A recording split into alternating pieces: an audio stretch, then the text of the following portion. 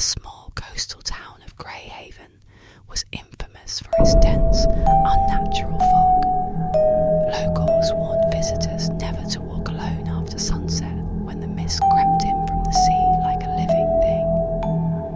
Tourists dismissed it as small town superstition, but no one who dared to ignore the warnings stayed long, or stayed sane.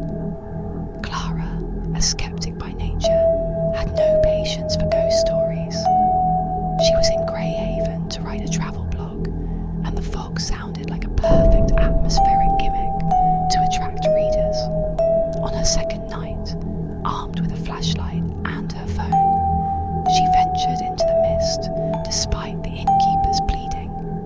The fog swallowed the light, leaving her in a silvery void where shapes melted into shadows. As she wandered deeper into the haze, the world grew disturbingly silent. No rustling leaves, no distant waves, just her breathing and the crunch of gravel underfoot. Then came the whispers. At first, she thought it was the wind, but the sound was too deliberate, too human. Words she couldn't quite understand slithered through the air, circling her like predators. "Who's there?" Clara called, her voice trembling. The whispers stopped, replaced by faint footsteps behind her. She spun around, but the fog was too thick to see anything. Her heart pounded as she began walking faster, then running, her flashlight darting wildly in the mist. The whispers returned, louder now, mocking her. They weren't behind her anymore. They were all around. Panic set in as she realised she couldn't remember which way she'd come. Her phone's GPS refused to load, the screen glitching and flickering. The air grew colder, and the whispers turned into anguished wails. Clara screamed for help, but her voice was swallowed by the fog. That's when she saw it, a figure emerging from the mist, tall and impossibly thin, with eyes that glowed like embers. "Leave," it rasped in a voice that was not quite human.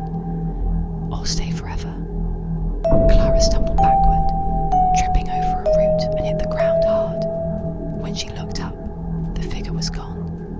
She scrambled to her feet and ran until her lungs burned, the whispers chasing her the whole way. Finally, she broke through the edge of the fog and collapsed onto the inn's porch, sobbing.